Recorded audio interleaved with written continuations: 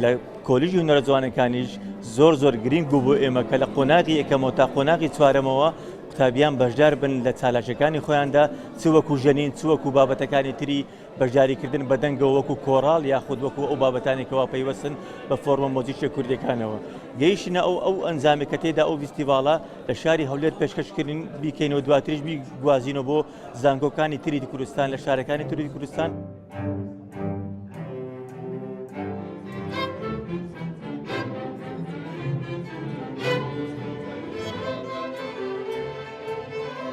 بەخۆشحاڵی ئەم ساڵ کە بەشداری لەو فستیڤاڵە ڕەنگی ناکەین کە مامۆستاکانیشان بەشانی قوتابیان هەمومان پێکەوە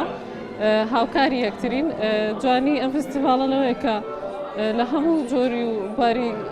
ستایلی میوزیکی بەشدارن من وەکو خۆم بە مادێکی سۆڵۆی دەنگ بەشدارم.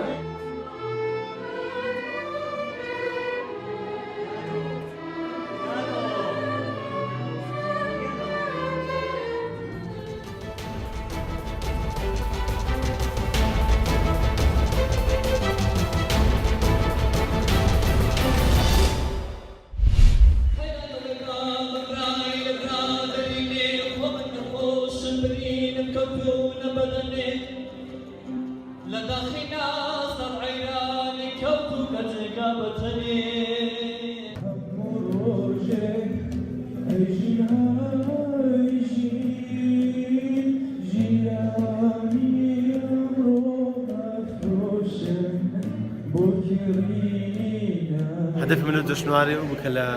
سي بشانو إجراب بشي تك نوازي دو نوازي يا جروه نوازي إجراب كتواي نفراني كلي بيرانشا كار موسيقي ذكرني دان هو موسيقى بشوي كي باش إدامة دلنا الإخوان هصن جنو بوشوي بتان نقطة ضعف كان إخوان بينه وبتان بيجرف كتات الموسيقى ده بكن وأول بعز ذلك موسيقى لبيرانشا يا نفراني كلي بيرانشا كار ذكر لأن زر علمي وإخوان هصن جنو بين سرتر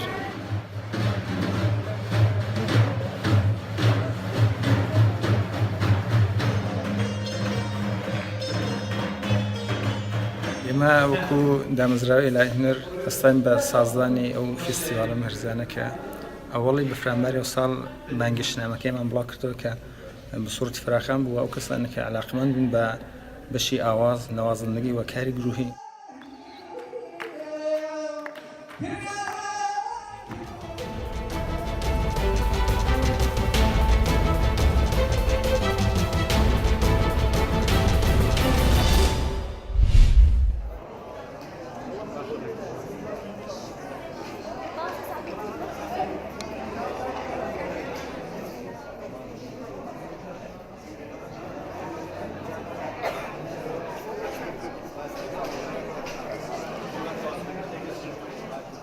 ئامانجمان زیادکردنی ئەوەی خوێندکارانی بەهرەمەنی زۆر باشی تایە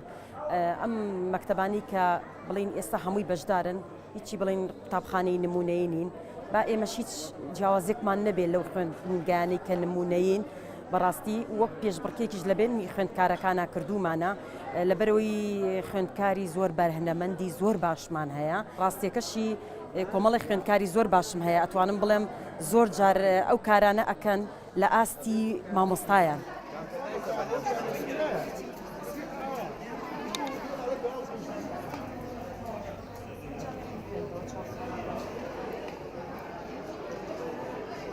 ئێمە وەکو خوێندنکەی ئارینی بنەڕەتی بەشداریمان کردووە لە پێشانگای ساڵانە. ئەم پێشانگای لەلایەن یەکی چالاکی و هونەریەوە دەکرێتەوە. ئێمەش وەکو خوێندنگاکەمان بەشداریمان کردووە. ئامانجی ئەم پێشانگای ئەوەیە برەو بە خوێندنگاکان و بە خوێندکاران بدرێت برەو بەتوانای خوێندکار بدرێت بۆ پیشاندانی کاری یەکتری لە هەموو بوارەجیاکانی بەشی هونەریە.